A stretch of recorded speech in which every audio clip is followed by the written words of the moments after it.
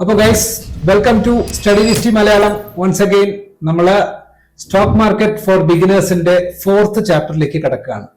അപ്പോൾ കഴിഞ്ഞ ചാപ്റ്ററിൽ നമ്മൾ ട്രേഡിംഗ് മെമ്പേഴ്സ് അല്ലെങ്കിൽ ട്രേഡേഴ്സ്, ഏതൊക്കെ തരം ട്രേഡേഴ്സ് ഉണ്ട് ഷെയർ മാർക്കറ്റിൽ, ഏതൊക്കെ തരം ട്രേഡേഴ്സ് ആണ് പാർട്ടിസിപ്പൻസ് ട്രേഡിൽ ഉള്ളതെന്ന് നമ്മൾ പഠിച്ചു. അവരാരൊക്കെയാണെന്നുള്ള ഡീറ്റെയിൽസ് മുഴുവനും നല്ല ക്ലാരിറ്റിയോട് കൂടി ഞാൻ എക്സ്പ്ലെയിൻ ചെയ്യാൻ ശ്രമിച്ചിട്ടുണ്ട്. നിങ്ങൾ വീഡിയോയിൽ പോയി കാണുക. കഴിഞ്ഞ വീഡിയോ കാണാത്തവർ ഉറപ്പായിട്ടും കഴിഞ്ഞ വീഡിയോ കണ്ടിട്ട് മാത്രമേ ഈ വീഡിയോ കാണാവൂ. ഓക്കെ, അതേമാതിരി അതിനെ ലൈക്ക് ചെയ്യുക, സബ്സ്ക്രൈബ് ചെയ്യുക കേട്ടോ. ഓൾറൈറ്റ്. സോ അപ്പോൾ നമ്മൾ ഇന്ന് പഠിക്കാൻ പോകുന്നത്, ഒരു ഷെയർ മാർക്കറ്റിൽ നിങ്ങളൊരു ഷെയർ വാങ്ങി വിൽക്കുന്ന, അതിൽ നിന്ന് ലാഭം സമ്പാദിക്കണം എന്നാണ് നിങ്ങളുടെ ആഗ്രഹമെങ്കിൽ നിങ്ങൾ ഏതൊക്കെ പഠന മാർഗങ്ങൾ സ്വീകരിക്കണം, എന്തൊക്കെ രീതിയിൽ നമ്മൾ ഒരു ഷെയറിനെ അനാലിസിസ് നടത്തണം. അനാലിസിസ് എന്ന് പറയുന്നത് പ്രെഡിക്റ്റ് ചെയ്യാൻ വേണ്ടിയിട്ട് നമ്മൾ പഠന ശാഖകൾ ഏതൊക്കെ ഉപയോഗിക്കണം എന്നുള്ളതാണ് നമ്മൾ ഇക്വിറ്റി ട്രേഡേഴ്സിനെ സംബന്ധിച്ചിടത്തോളം, അല്ലെങ്കിൽ ഒരു ഷെയർ മാർക്കറ്റിൽ നിങ്ങൾ വളരെ ബിഗിനറിനെ സംബന്ധിച്ചിടത്തോളം നിങ്ങൾ അറിഞ്ഞിരിക്കേണ്ട കാര്യം എന്താണ്. ഷെയർ മാർക്കറ്റിൽ ഷെയർസ് വാങ്ങുകയും വിൽക്കുകയും ചെയ്യുന്നത് എപ്രകാരമാണ്, ഏതൊക്കെ പഠനത്തിന്റെ അടിസ്ഥാനത്തിലാണ് നിങ്ങൾ ഒരു കമ്പനിയുടെ ഷെയർ വാങ്ങുന്നു, അല്ലെങ്കിൽ ഒരു കമ്പനിയുടെ ഷെയർ വാങ്ങാൻ ഇന്ന പ്രൈസിൽ എത്തുമ്പോൾ നമുക്ക് ആ കമ്പനിയുടെ ഷെയർ വാങ്ങിച്ചിട്ട് ഇന്നൊരു പീരീഡ് എത്തുമ്പോൾ ആ ഷെയറിന് ഇതൊരു അപ്രോക്സിമേറ്റ് ഇത്ര റേഞ്ച് പ്രോഫിറ്റിലേക്ക് വരാൻ സാധ്യതയുണ്ടാകും. അതുകൊണ്ട് എല്ലാ ആസ്പെക്റ്റും എനിക്ക് ഫേവറബിൾ ആണ് എന്ന് നിങ്ങൾ വിധി എഴുതാൻ നിങ്ങൾക്ക് എല്ലാ ആസ്പെക്റ്റും എന്ന് പറഞ്ഞത് ഏതൊക്കെ ആസ്പെക്റ്റ് ആണ്, അത് എങ്ങനെ ചിട്ടയോടുകൂടി പഠിക്കാം എന്നുള്ളതാണ് നമ്മൾ ഈ വീഡിയോയിൽ നോക്കാൻ പോകുന്നത്. This is our chapter number 4. അപ്പൊ കഴിഞ്ഞ 3 ചാപ്റ്റേഴ്സ് നിങ്ങൾ കവർ ചെയ്യാത്തവരുണ്ടെങ്കിൽ ദയവായിട്ട് നിങ്ങൾ കവർ ചെയ്തിട്ട് വരൂ. എക്സ്പേർട്സ് നിങ്ങൾക്ക് അതിന്റെ ആവശ്യമില്ല, അത്യാവശ്യം അറിയുന്നവർക്കൊന്നും അതിന്റെ പ്രീവിയസ് ചാപ്റ്റേഴ്സ് ഒക്കെ വളരെ ബേസിക്സ് ആയിട്ടുള്ള കാര്യങ്ങളാണ്. വെറുതെ പോയി നിങ്ങൾ കാണേണ്ട കാര്യമൊന്നുമില്ല. വളരെ ബിഗിനിങ് ലെവലിൽ ഇരിക്കുന്നവർ മാത്രം കണ്ടിട്ട് വരിക. ഓക്കെ, സോ നമ്മൾ എന്താണ് പോകുന്നത്, അനാലിസിസ് നടത്താൻ ഏതൊക്കെ ശാഖകളാണ് അനാലിസിസിന് വേണ്ടിയിട്ട് നമ്മൾ ഉപയോഗിക്കുക, അതെങ്ങനെ എന്തൊക്കെയാണെന്നും അതിന്റെ ഡീറ്റെയിൽസ് മാത്രമാണ് ഇവിടെ കവർ ചെയ്യുന്നത്.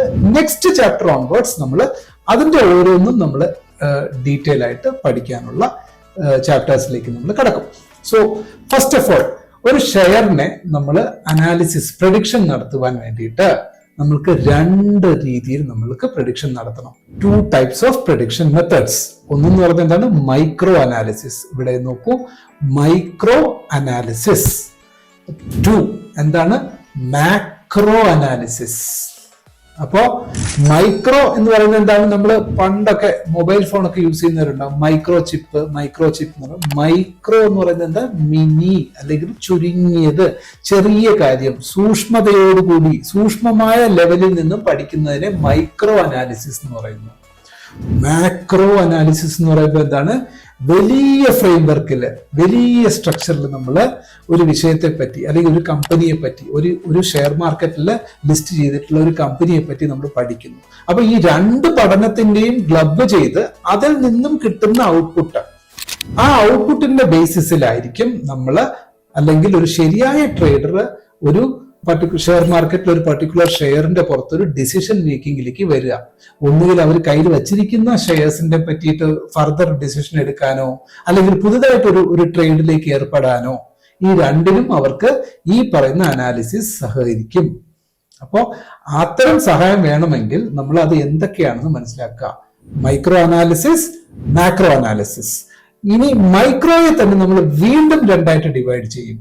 എന്തൊക്കെയായിട്ടാണ് മൈക്രോ അനാലിസിസിനെ 2ആയിട്ട് ഡിവൈഡ് ചെയ്യുന്നത്?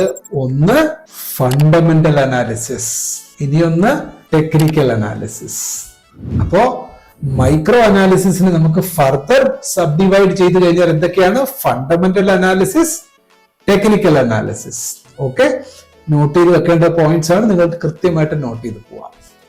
ഇനി ഫണ്ടമെന്റൽ അനാലിസിസ് എന്ന് പറഞ്ഞാൽ എന്താണ്, മൈക്രോ അനാലിസിസിനെ തന്നെ നമ്മൾ 2ആയിട്ട് സ്പ്ലിറ്റ് ചെയ്തു, fundamental and technical. Okay, fundamental അനാലിസിസിന് ഫർദർ നമ്മൾ ഒന്നുകൂടി, നിങ്ങൾക്ക് ഫണ്ടമെന്റൽ അനാലിസിസ് മനസ്സിലാക്കിയാൽ മതി, പക്ഷെ ഫോർമലി നമ്മളൊന്ന് മനസ്സിലാക്കി വെക്കേണ്ടുന്നത്, what is fundamental analysis. Fundamental analysis എന്ന് പറയുന്നത് നമ്മൾ ഒരു കമ്പനിയുടെ ഇന്റേണൽ കാര്യങ്ങളെ പറ്റി നമ്മൾ മനസ്സിലാക്കുന്നു. ഫണ്ടമെന്റലി അതിനെ തന്നെ 2ആയിട്ട് വീണ്ടും സ്പ്ലിറ്റ് ചെയ്യാം, qualitative analysis and quantitative analysis. Qualitative എന്ന് പറഞ്ഞാൽ അതിൽ ആ വാക്കിൽ തന്നെ അർത്ഥമുണ്ട്. എന്താണ് ക്വാളിറ്റി? കമ്പനിയുടെ ക്വാളിറ്റി എങ്ങനെയുണ്ടെന്ന് നമ്മൾ മനസ്സിലാക്കുന്ന ഒരു പ്രോസസ്സിനെയാണ് ക്വാളിറ്റേറ്റീവ് അനാലിസിസ് എന്ന് പറയുന്നത്. ക്വാണ്ടിറ്റേറ്റീവ് എന്ന് പറഞ്ഞാൽ എന്താണ്? ആ കമ്പനിയുടെ ഫിഗേഴ്സ് അല്ലെങ്കിൽ അക്കൗണ്ടിങ്ങിനെ പറ്റി പരിശോധിക്കുന്ന കമ്പനി. ചുമ്മാ അങ്ങനെ നമ്മൾ ക്വാളിറ്റി മാത്രം കണ്ടു കഴിഞ്ഞാൽ പോലെ നല്ല യൂണിഫോം ഇട്ടാണ് ആൾക്കാർ പോകുന്നത്, അതുകൊണ്ട് നല്ല കമ്പനിയാണെന്ന് പറയാൻ പറ്റുമോ? അല്ലെങ്കിൽ അതിന്റെ പ്രൊമോട്ടേഴ്സ് നല്ല വലിയ ഫേമസ് ആയിട്ടുള്ള ഒരു ആളാണ്, അതുകൊണ്ട് ആ കമ്പനി നല്ലതാണെന്ന് പറയാൻ പറ്റുമോ? സോ ക്വാളിറ്റി എന്ന് പറയുന്നത് it's A part of analysis. അപ്പൊ ക്വാളിറ്റിയും മനസ്സിലാക്കണം. ഇപ്പുറത്തെ ബുക്സ് ഓഫ് അക്കൗണ്ട്സ്, അവരുടെ വരവ് ചെലവ് കണക്കുകൾ, അവരുടെ പ്രോഡക്ട്സ്, അവരുടെ സെയിൽസ്, അവരുടെ ലാഭം, അവരുടെ നഷ്ടം, അവര് ചെലവഴിക്കുന്നത്, അവർ സാലറി കൊടുക്കുന്നത്, ഇത്തരത്തിൽ 100,000 കാര്യങ്ങൾ. അവർ എത്ര കാശ് കയ്യിലുണ്ട്, എത്ര കാശ് മാറ്റി വെച്ചിട്ടുണ്ട്, എത്ര കൊടുക്കാനുണ്ട്, എത്ര വരാനുണ്ട്, സെയിൽസ് എത്ര, പ്രോഫിറ്റ് എത്ര, ഇത്തരം കാര്യങ്ങളൊക്കെ മനസ്സിലാക്കുന്നതിനെയാണ് ക്വാണ്ടിറ്റേറ്റീവ് അനാലിസിസ് എന്ന് പറയുന്നത്. അപ്പൊ ഫണ്ടമെന്റൽ അനാലിസിസിൽ 2 പോയിന്റ്സ്. അതിനെ qualitative and quantitative analysis. Quality എന്ന് പറയുന്നത് എന്താണ്? കമ്പനി നല്ല ഡിസിപ്ലിൻഡ് ആണോ, നല്ല വെൽ സ്ട്രക്ചേർഡ് ആണോ, ഓർഗനൈസേഷണൽ സെറ്റപ്പ് ഒക്കെ നല്ല സ്മാർട്ട് ആണോ, കറക്റ്റ് സമയത്തിന് ബെല്ലടിക്കുന്നുണ്ടോ, കറക്റ്റ് സമയത്തിന് ആഹാരം കഴിക്കാൻ പോകുന്നുണ്ടോ, ഇങ്ങനെ കമ്പനിയുടെ ക്വാളിറ്റി, ഡിസിപ്ലിൻസ്, അതിന്റെ മാനേജ്മെന്റ് കേപ്പബിലിറ്റി, എങ്ങനെയാണ് ആ കമ്പനി മാനേജ് ചെയ്യുന്നത്, അതിന്റെ ലീഡർഷിപ്പ് ക്വാളിറ്റി എങ്ങനെയാണ്, കമ്പനി അവരുടെ സോഷ്യൽ റെസ്പോൺസിബിലിറ്റീസ് ഒക്കെ എങ്ങനെ അവര് നോക്കുന്നു, കമ്പനിയുടെ CSR എങ്ങനെയൊക്കെ ചെയ്യുന്നുണ്ട്, അവരുടെ ടോട്ടലി അവര് ഏത് രീതിയിലാണ് ആ കമ്പനിയെ ബിൽഡ് ചെയ്ത് കൊണ്ടുപോകുന്നത്. എക്സാമ്പിൾ ടാറ്റ എന്ന് പറയുന്ന ഒരു സ്ഥാപനം നമുക്കറിയാം അല്ലെ. ടാറ്റയൊക്കെ ക്വാളിറ്റേറ്റീവ് അനാലിസിസ് വെച്ച് നോക്കുകയാണെങ്കിൽ മോസ്റ്റ് റാങ്ക്ഡ് കമ്പനീസിൽ ഒന്ന് തന്നെയാണ് ടാറ്റ, ഇന്ത്യയെ സംബന്ധിച്ചിടത്തോളം അല്ലെ. സോ ആ ടാറ്റ കമ്പനിക്ക് ഒരു പ്രത്യേകതരം പേരില്ലേ? ടാറ്റ എന്ന് പറയുന്ന ആ ഒരു ഡിസിപ്ലിൻ, ആ ഒരു ക്വാളിറ്റി ഓഫ് ലീഡർഷിപ്പ്, ഞാനൊരു റെക്കമെൻഡേഷൻ ആയിട്ട് പറയാനല്ല കേട്ടോ, അതൊരു എക്സാമ്പിൾ നിങ്ങൾക്ക് മനസ്സിലാക്കാൻ വേണ്ടിയിട്ട്. ടാറ്റ നമുക്ക് കേൾക്കുമ്പോൾ തന്നെ നമുക്ക് ആ കമ്പനിയുടെ പുറത്തുള്ള ഒരു മതിപ്പ് തോന്നുന്നുണ്ട്, ഒരു മതിപ്പ്. അത് ബിക്കോസ് ഓഫ് ദി ക്വാളിറ്റേറ്റീവ് ആ ഒരു അരോമ, ആ ക്വാളിറ്റേറ്റീവ് ഇത് സ്പ്രെഡ് ആവുന്നത് നമുക്ക് തന്നെ ഫീൽ ചെയ്യുന്നുണ്ട്. സാധാരണക്കാർ നമുക്ക് എന്താണെന്ന് പോലും അറിയത്തില്ല, പക്ഷെ നമുക്ക് ടാറ്റ എന്ന് കേൾക്കുമ്പോൾ നമുക്കൊരു ഇത് തോന്നുന്നുണ്ട് അല്ലെ, ഒരു പ്രൗഡ് ഫീൽ നമുക്ക് തന്നെ തോന്നുന്നുണ്ട്. അതേമാതിരി ക്വാളിറ്റേറ്റീവ് അനാലിസിസിൽ പല ഫാക്ടേഴ്സ് ഉണ്ട്, നമ്മൾ പഠിക്കണം.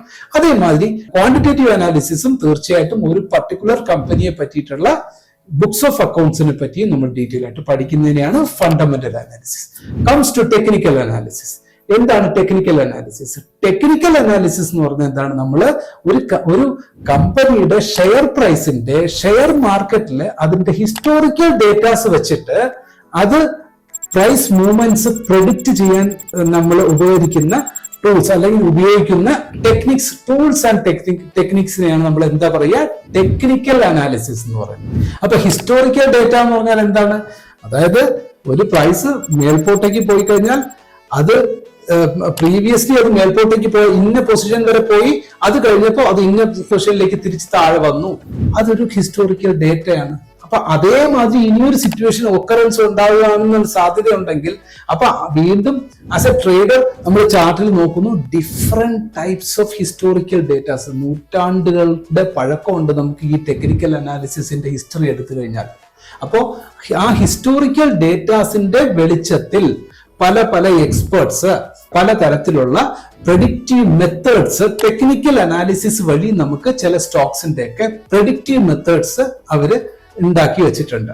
ആ മെത്തേഡ്സിനെ ഫോളോ ചെയ്ത് എന്ത് നമുക്ക് കണ്ടുപിടിക്കാം? ടെക്നിക്കൽ അനാലിസിസ് വഴി ഒരു കമ്പനിയുടെ ഷെയർ നമുക്ക് അത് ഇൻവെസ്റ്റ് ചെയ്യണമോ വേണ്ടയോ എന്ന് നമുക്ക് തീരുമാനം എടുക്കാനുള്ള ഒരു വൺ എമംഗ് സെവറൽ ഫാക്ടേഴ്സിൽ ടെക്നിക്കലും ഒരു ഫാക്ടറാണ്. മേജർ ഫാക്ടർ എന്ന് പറയുന്ന ഫണ്ടമെന്റലും ടെക്നിക്കലും കൂടെ ചേർന്ന് പെർഫെക്ഷനിലേക്ക് വരുമ്പോൾ മാത്രമേ ആ ഒരു സ്റ്റോക്ക് നമ്മൾ അതിലേക്ക് പുറത്തുള്ള പോസിറ്റീവ് ഡിസിഷനിലേക്ക് പോകണമെങ്കിൽ നിങ്ങൾ ചെയ്യാൻ പാടുള്ളൂ.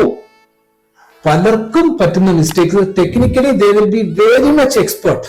അവര് നല്ലപോലെ ടെക്നിക്കൽ ചാർട്ട്സ് ഒക്കെ നല്ല രീതിയിൽ റീഡ് ചെയ്യുക, ചാർട്ട് അനാലിസിസ് നടത്തി നോക്കുക, ട്രെൻഡ് അനാലിസിസ് നടത്തി നോക്കുക, പാറ്റേൺ ടൈപ്സ് ഓഫ് അനാലിസിസ് നടത്തി നോക്കുക. ഈ ഓരോ ക്യാൻഡിൽസ് ഫോമായിട്ട് ഡിഫറെന്റ് ടൈപ്സ് ഷേപ്പുകൾ ഉണ്ടാവും.